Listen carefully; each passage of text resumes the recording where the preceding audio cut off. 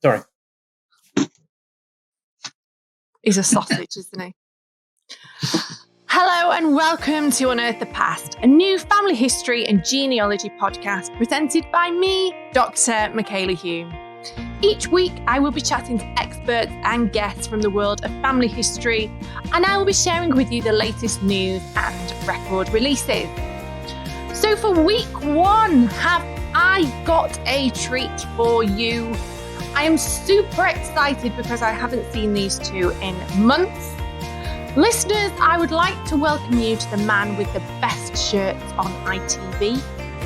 And also to a guy that, well, if you saw him loitering around you in a Macintosh coat, just know that you have a very dodgy past. Welcome, listeners, to my good mates, Brad Argent and Paul McNeil. Hello, lads. Well, can I just say that obviously there's going to be people listening and there should be people watching as well on YouTube. So if you are listening and you can't see us, I am currently sandwiched between Brad and Paul. Something that I suppose many of our viewers would love to be. And let me tell you, it is joyous. Be jealous, folks. Be jealous, because it is a cracking sandwich. Now, I contacted both of you, didn't I, before I asked you to do this podcast, and said, look, I fancy doing a podcast on how much it costs to create and build your family tree. And would you two work out how much it costs to do that for me? And let's have a chat about it. So did you manage to do that? Did you have a look and find out how much it costs? Yes. Okay. Brad, why are you looking to the sky? Well, there's always one. You know what? If anybody was going to be naughty in this podcast and not do the homework, ladies and gentlemen, it would be Brad Argent. I did the well, I kind of did the homework, but there wasn't a lot of homework to do. So, right. Because for me, I was going to say I don't like spending money, but I do, but not necessarily on, unless I have to. Yeah. Or it's on shirts. So for me, when I did my family history, I did it all. I did as much as possible for free. Okay. And there is so much you can do where you don't have to, put your hand in your pocket. But there is a cost, but that cost is time. Okay. So I think there is so much you can do for free. You can build a tree online for free. You can search indexes. They're all free. There's a bunch of stuff that our archives have that is free to access. You can go to a local library and use the library's subscription to web services to get access to material you'd have to pay for if you were at home. Is there a cost? Sure, there's a cost in time, but there's no cost in money. So you shouldn't let money be something that gets in the way of you doing your family history. It's going to will it make it harder? Yeah, maybe. Will it be slower? Of course. But you will get to a point where you're going to go, you know what? I just want to sit here in my pajamas and look at the census records, and they throw me out of the library when I try to do that. So I'm going to pay the money and do it at home. And what I did find is that once I did go down that path of getting a certificate, which was really the first thing that I did, because I needed to get through a brick wall, and that was what I needed to do.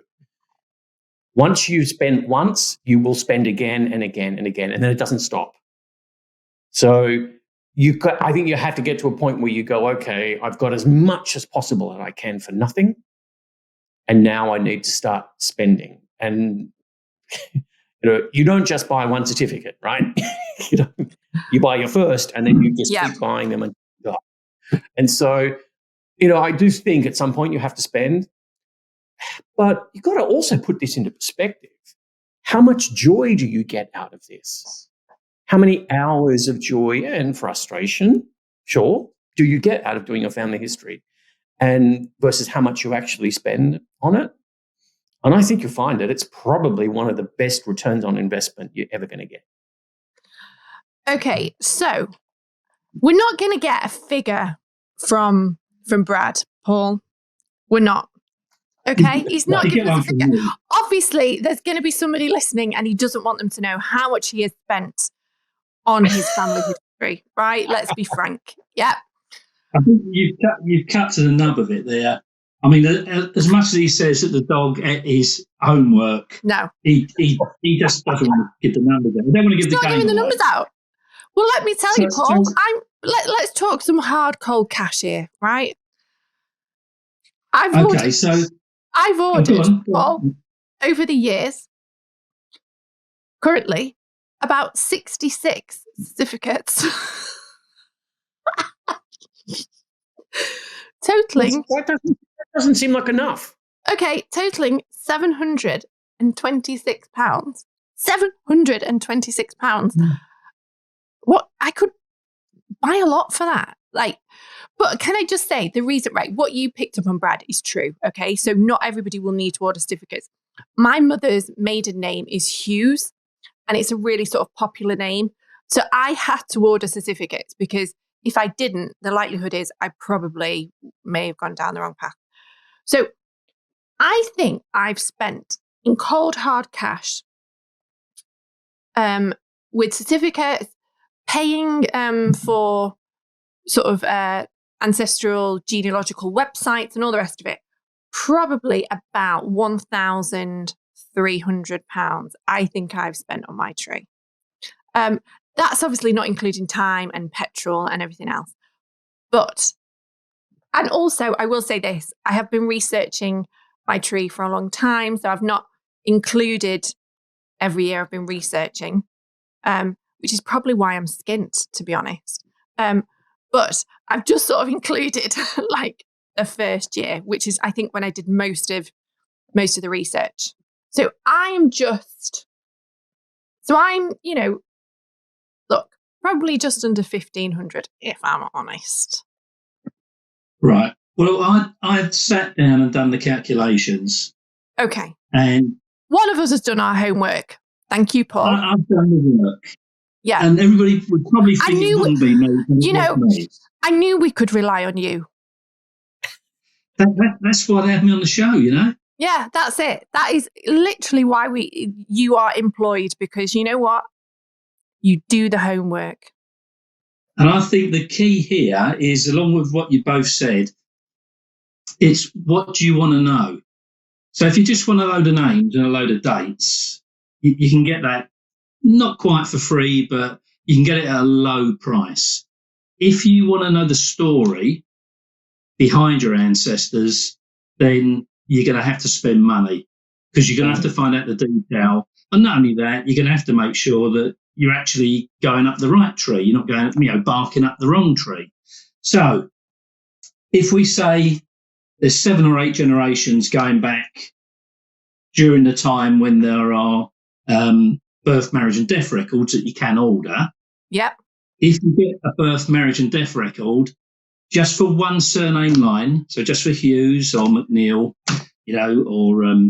or for Brad's surname line, if you just go for one, for say the Argents, and you've got 7 or 8 generations, 3 certificates for each, let's say for argument's sake, to keep it simple, they're all in the UK, you're going to be charged either £7 for a PDF certificate, or you're going to be charged £11 for a paper one that's posted to you.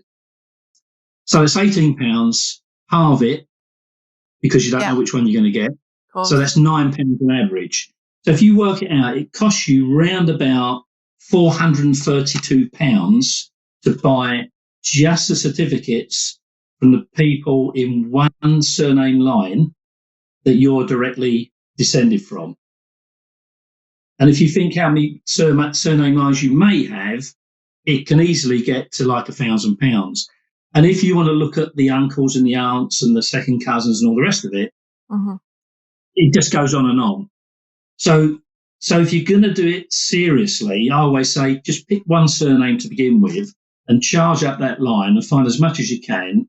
And then when you've got enough money, start the next one. So that's just the certificates. If you actually want to store that somewhere useful, there are 2 places you can store it. And, I'm a professional. I store it all over the place. I subscribe to everything, so I wouldn't expect anyone to spend the kind of money I do. And unlike some people, I could mention, this is a business, and I'm not robbing the wife to pay for this. So if you do that, you really need some form of online access, like Ancestry. I'm not just saying it because Brad's associated with Ancestry.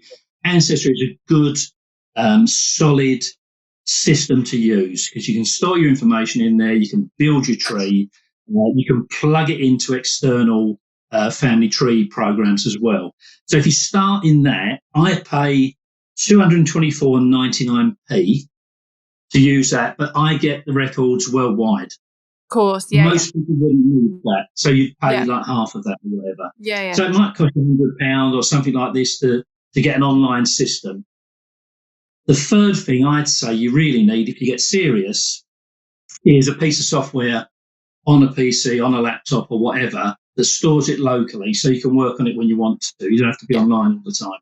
Yeah. And that's going to cost you £50 to £80. It depends what you really go with. There are plenty of different programs out there. I use Family Tree Maker. It plugs in nicely to Ancestry. It's got a nice front end. And really, I do it to store information, to build charts, because I prefer the charts in that to online charts that you get.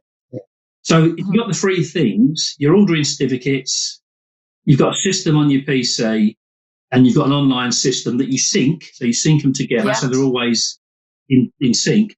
I mean, you're looking at, for one line, you're looking at, say, £600, roughly. Yeah. But then if you start moving out, if you go to Scotland, you're paying 15 quid for a certificate. Sorry, 12 quid for a certificate. If you get an Irish certificate, they're 15. So it depends what you're looking for. Straightforward English or Welsh heritage, it's quite easy. Once you start moving out, it becomes more and more difficult. And there are other things you can have. You can have I have additional subscriptions to big newspaper databases. I mean, you can get some of these in Ancestry or in Find My Past. Yeah. I go for worldwide newspapers, which might cost you, another £30 or whatever on top, or military records. It might cost you another £25. You can get all of these in the basic online systems, but it depends how deep and how wide you want to go. Yeah, I mean, I must admit, I do subscribe to 2 different search engines, genealogical search engines. The benefit of Ancestry, and again, I'm not just saying it because you're on the call, Brad, I know that you are connected to Ancestry, is that it's also a place where I build all my family trees. So all my family trees I build on Ancestry. And I know that other genealogical websites have that facility, but I've just been doing it for so long and I just know the system like the back of my hand. So for me, it would be worth the money because I also use it as a family tree builder as well. So I just want to sort of pick up on a couple of points Paul raised, because I think they're great points. I think, at some point you're going to need a subscription to a service, whether that's Ancestry or Find My Past. I mean, they're both great sites. Scotland's People is fantastic as well. And there's even stuff on My Heritage that comes in handy. And, for me, I have them all because, like Paul, I need them all. Yeah. Right? But I think for the average user, one way you can overcome that is you don't have to have annual subscriptions to all of those things. Many of those services are offered on a monthly basis. And so my advice is, for the more frugally minded of you, just join up, take out a month and really hammer it, build your tree, look at records, and then don't renew for the next month. And then, you can still use the services and just make a note of, these are all the records I want to go back and look at when I turn my subscription on again for another month. And so, it's a bit more of an administrative hassle and it's a little bit more paperwork. But, if you are working on a restricted budget, it is a way of getting in, getting everything you want, and then pausing for a bit and, maybe spending that monthly subscription on getting a couple of certificates instead of, subscribing to a website. And then you can still do the work in the background and then turn the subscription on again. So there are ways you can work the systems in your favor if you're trying to operate on a limited budget.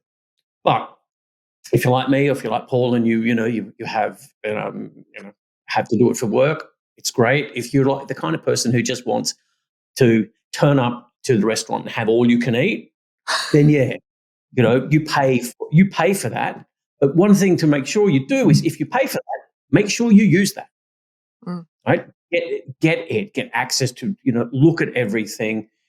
And this is one of the great things about when you get worldwide access to something. So we live in this world, I think, where our ancestors didn't go anywhere. They all, 400 years in Yorkshire, and that's all they've ever been. And so you kind of don't think outside the box. But, that second son couldn't inherit any land, had to go somewhere. Some of them went to Australia, either voluntarily or otherwise. And, of course, a lot of them went to America. A lot of them went to Canada. And so if you don't think outside the box and start thinking, all right, well, maybe I do need to look at the worldwide subscription, even if I just upgrade for a month or something, and start looking in there. I found an ancestor of mine in America, and I had no idea they went to America. So there are ways you can use it. It's a service. Make sure you're leveraging it the best, and just look at what your financial options are, because there are ways you can make it work for yourself. I will say as well, I know it is a bit of a postcode lottery, but for example, for people in Manchester, that, you can go along to the local library. As long as you've got your library card, there is free access to either Find My Past or Ancestry, sometimes even both. Also, the Manchester Genealogical Society is based in the library. So if you get stuck, there is somebody to help you. And they're also one of 2 pilot sites in the UK that has free access to the 1921 census. But again, it's a postcode lottery. Not every area has that facility, but it is worth contacting your local library and just finding out what they do have. Yeah. But also, and Paul, you've been doing this for a while, so you probably remember looking up a card catalogue, going through microfilm, right? There's a romance to that you just can't replicate online. Look, it's wonderful to get stuff online and to be able to see stuff instantly. But I don't think anything replaces the joy of, finding that record on a piece of microfilm, or uncovering something in a card catalogue that you're just never, ever going to see online. And I've had that experience in archives around the world. And finding records that are never going to see their way online. And so every one of those experiences has been free. Yeah, of course. Yeah. Yeah. I mean, I can remember the 70s going back, where you'd turn up, you'd order an index file, it'd come out, you'd look through it, you find the people you think you want, you put a little chitty through for them to come and bring you whatever it is you need next, and you find you've got the wrong one, so you start again, and it would be hours, and eventually you'd find something. And I'm not kidding.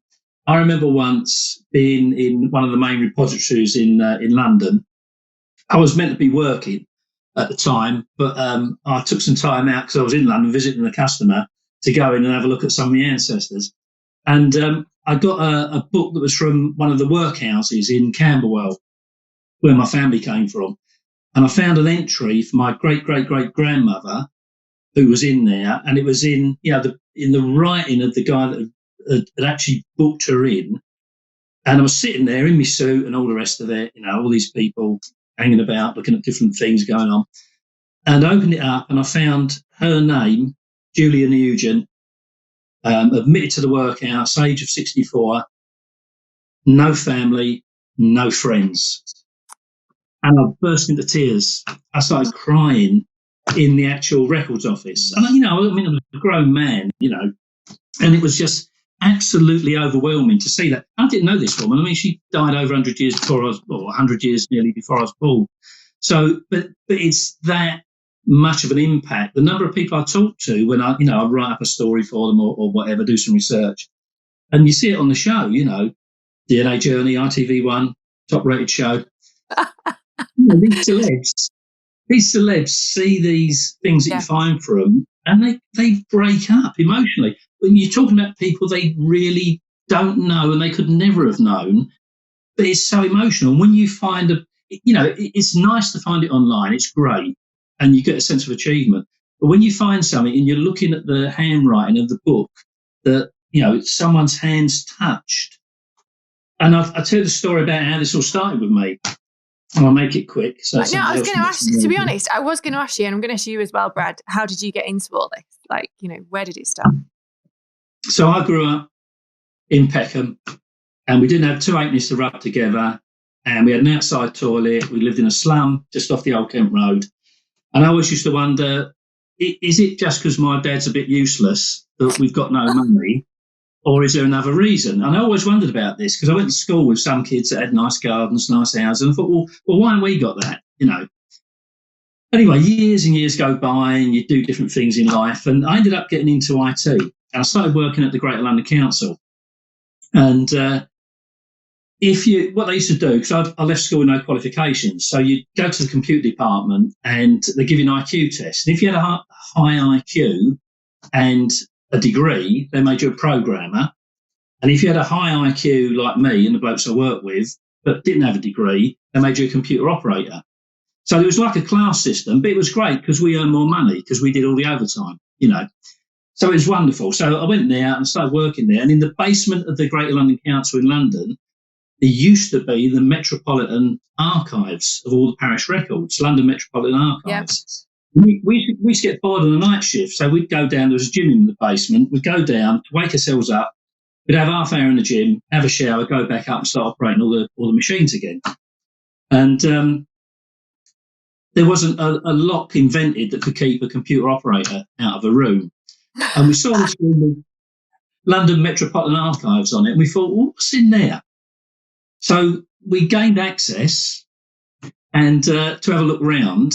We didn't nick anything. And we walked in there, and there was all the parish records. And I just started looking at them, and I knew where, a few of my ancestors, grandparents, and this kind of thing lived.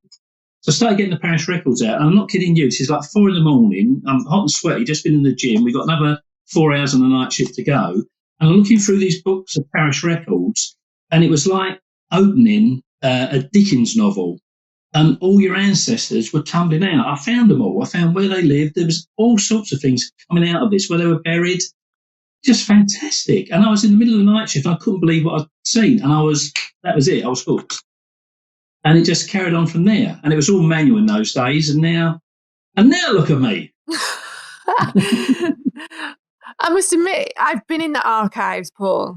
I was doing research for my PhD on London cemeteries, and I've been in that archive, and it's the London Metropolitan. It's a great archive. It's a really fascinating archive.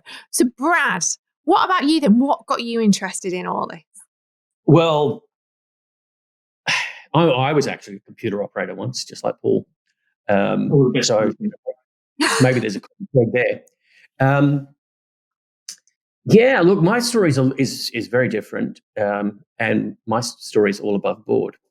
Thank goodness. I'm not suggesting for 1 minute that yours isn't, Paul, but anyway. Yeah. So nothing proven.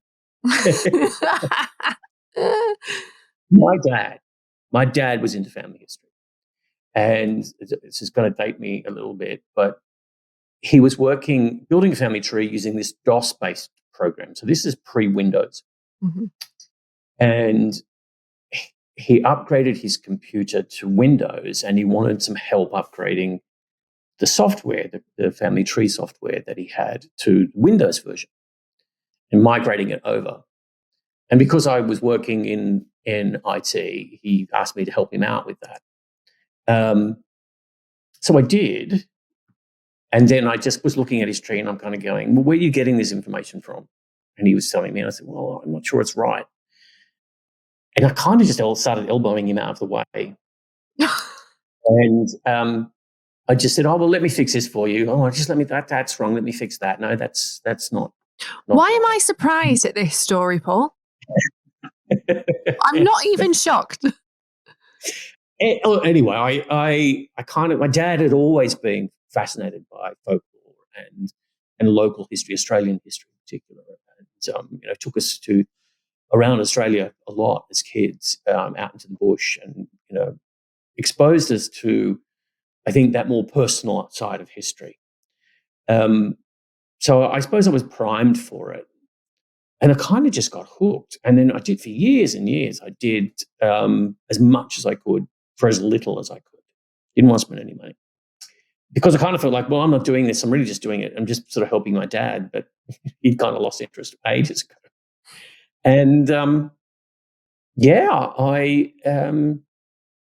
that's kind of how I got into it. And then years later, decades later, I saw Ancestry were opening up an office in Australia back in 2007. And I went, I'll apply for that job. You never get a job that's a hobby, but you've got to try. And 16 years later, I'm too lazy to leave.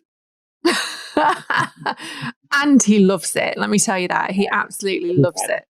There is that. I don't, I feel like very, very fortunate in that I get to do a job that I love 90% of the time. Yeah. Well, I suppose for me, it was 20 odd years ago.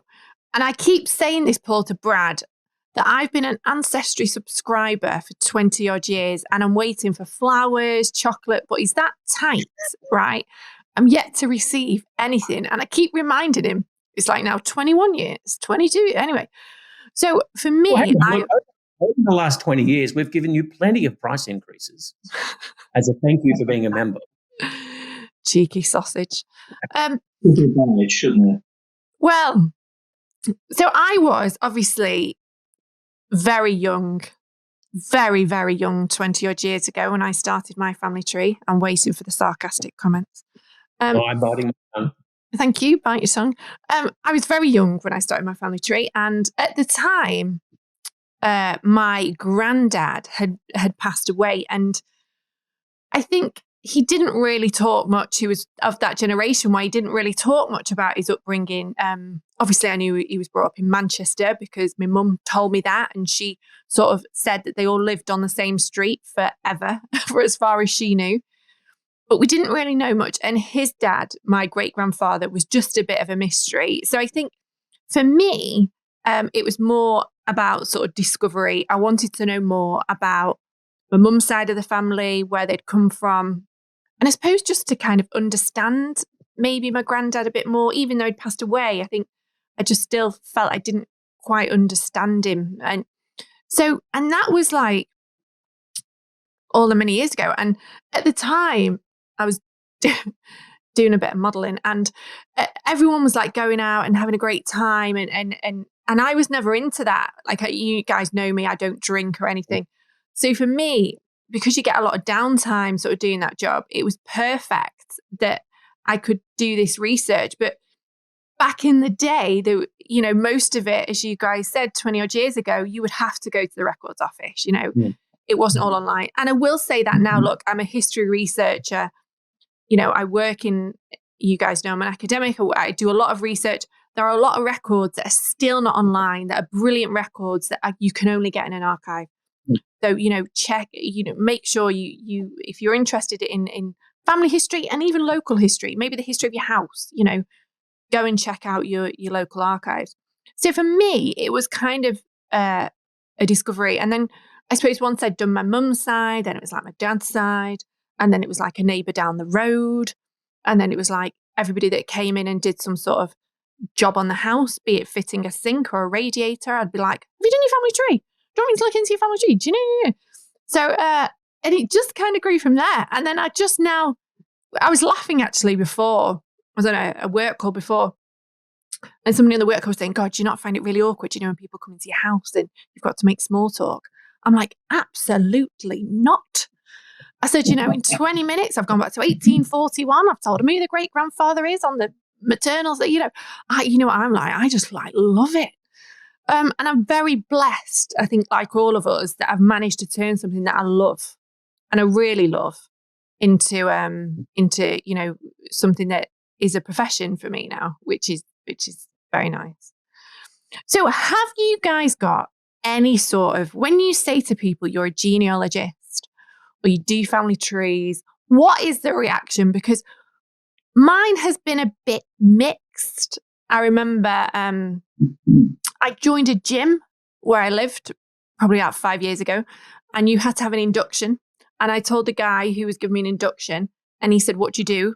And I said, "Oh, I do family trees." And he must have misheard me, because he went, "Oh," he said, "you know what?" He said, "My nana." And I thought, here we go. Here we go.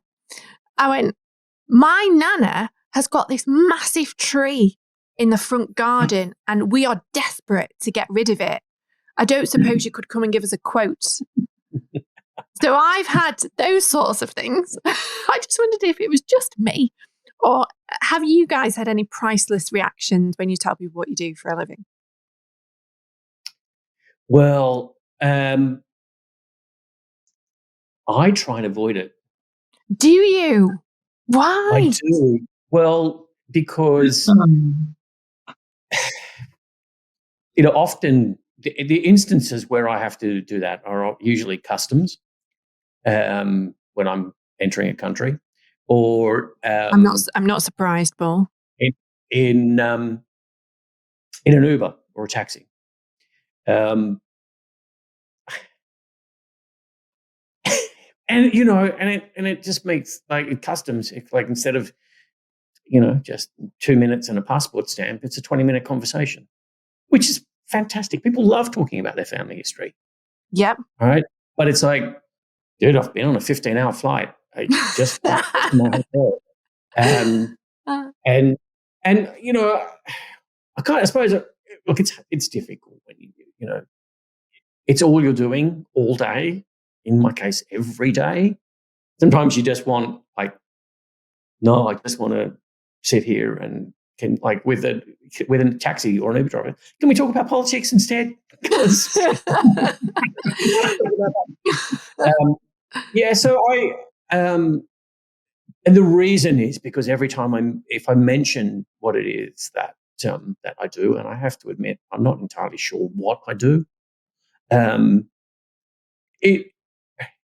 it becomes a conversation, and it becomes a conversation about stories and about the connections that people have found.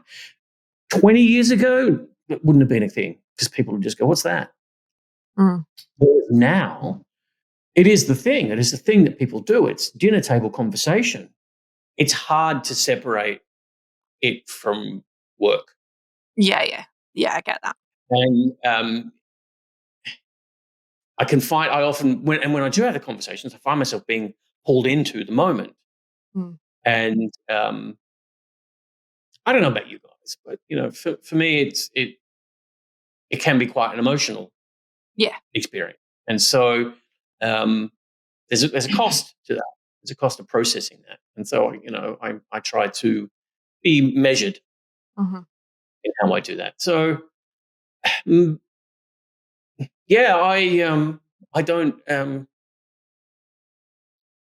don't bring it up, but I often don't have a choice as well, because someone will know what I do.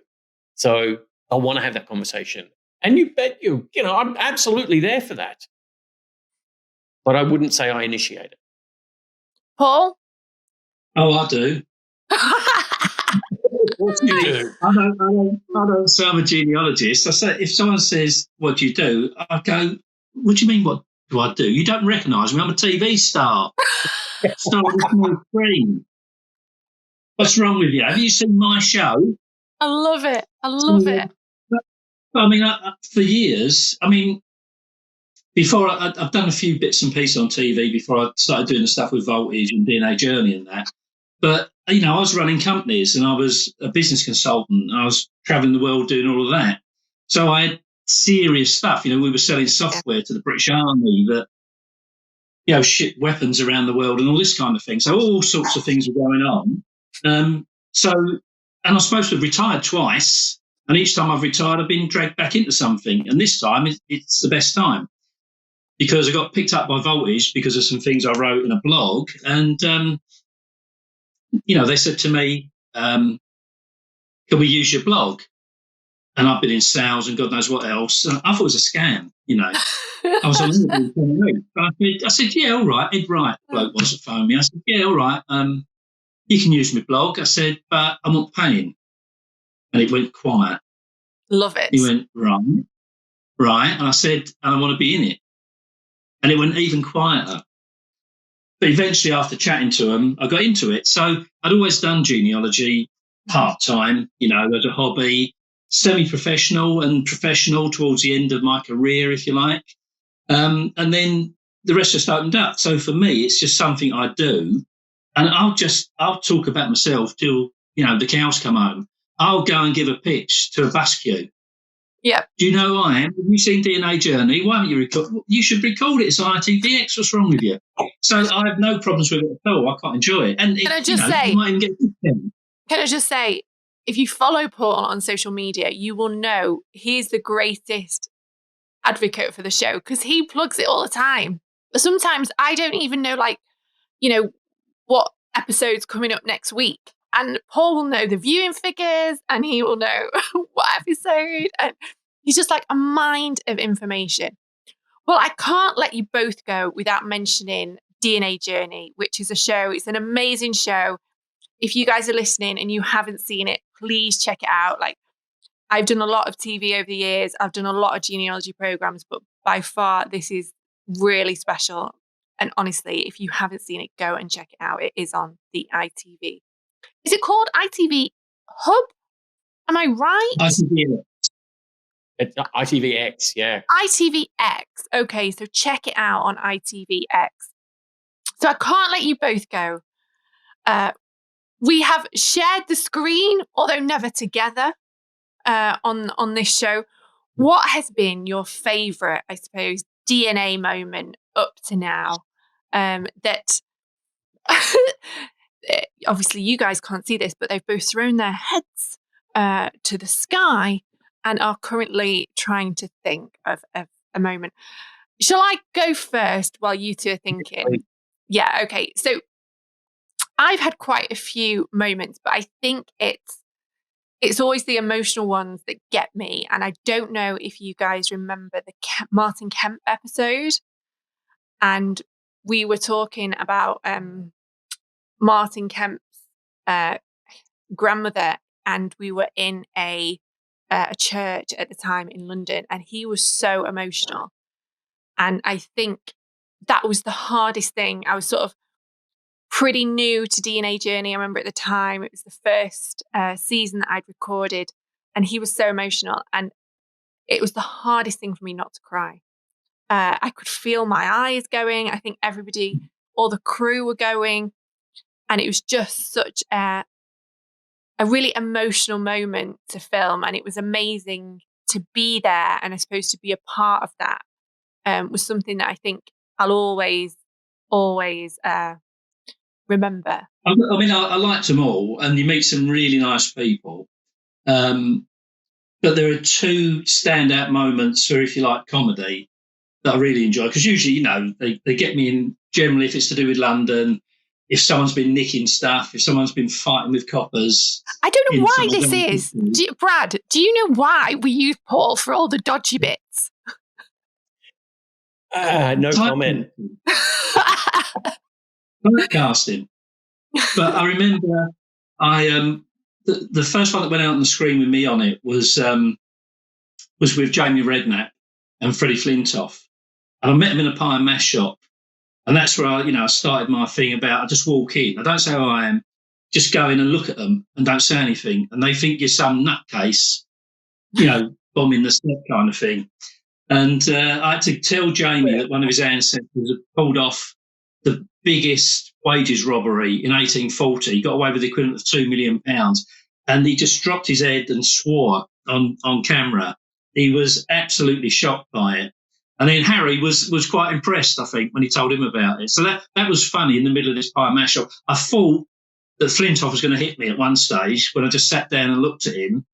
And he said, you better have something to do with this show, mate. If you not, you've got some bloody big balls on you.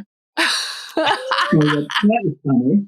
So the other funny one was where I saw Rob Beckett and Romesh. And I had to tell Rob that one of his ancestors had punched the guy who employed him, and later on punched a policeman in the street, and another ancestor was whipped for stealing, all in Winchester. Wow. We went through all this, very, very funny. Afterwards, we sat there, we were having lunch, and Rob just turned to me and he said, "You know what?" He said, "When you walked up, before you even opened your mouth, I knew you were from South London." Really? And he just went on about this South London thing. And the ancestor, it was so funny, his face was so shocked. And he'd said to Romish beforehand, the one thing I don't want is a criminal in the tree. But if I do have a criminal, I don't want a violent one. And then I opened up with all of that onto him. That was great fun. Brad, what about you? What's been your favourite moment so far? Well, I mean, it's really difficult to pick a favourite moment. The Rob and Romy episode was great. It was actually the first one we made after Ant and Dec, and it took 2 years for us to make it, simply because of a whole bunch of external factors. And there was a moment in that where I was telling Rob a story, and I can't even remember if it got on camera or not. But Rom, after I told the story, Rom looked at me and goes, "How did you make me care about his great-great-grandfather?" and I kind of, that was like, what I liked about that was it shows you that family history can be interesting to anyone. It's a story. It's all about how you tell the story. And it just so happens to be these person's ancestors, but you're telling a story about someone's life. So that was that. I think for me that was great, because that was really, for me, that was the first scene of what became the series after the special. But rather than pick a favorite moment, I know this is going to sound like a bit of a cop-out, but for me, what I like about the show, and certainly what I like about the role that I play within the show, is I have this enormous privilege of creating core memories for people, of telling them something that they are going to take with them for the rest of their lives. And you only get the chance to do that for the first time once. Mm-hmm. And one of the things that many people listening to this probably don't know is there's not a lot of take twos. No, it's not. No, there isn't. No. All of it is one take. And it's wonderful. And like I said, it's an enormous privilege to be part of that process, and whether it's, you're telling somebody about, how an ancestor overcame a whole bunch of struggles and managed to triumph, or, you're telling somebody that, their father was adopted. It doesn't really matter what the story is. It's about the impact that that's going to have on that person. And I feel enormously privileged to be able to participate in that process. And for me, that's what DNA Journey is about. It's about creating all these moments for these people that they're going to carry with them forever. And the three of us, get to play a small part in that is fantastic.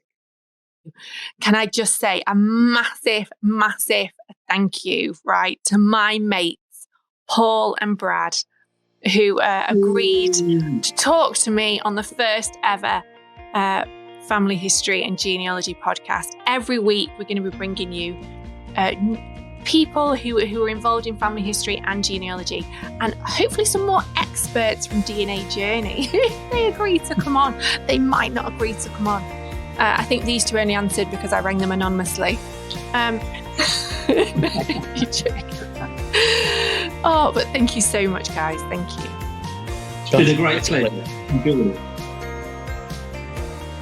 So that is it for this version of the video podcast. If you enjoyed it, which I hope you did, please remember to like and subscribe. If you are just listening to this video podcast and you're not watching it through YouTube, please remember to subscribe from all your usual podcast channels. Thank you very much for listening.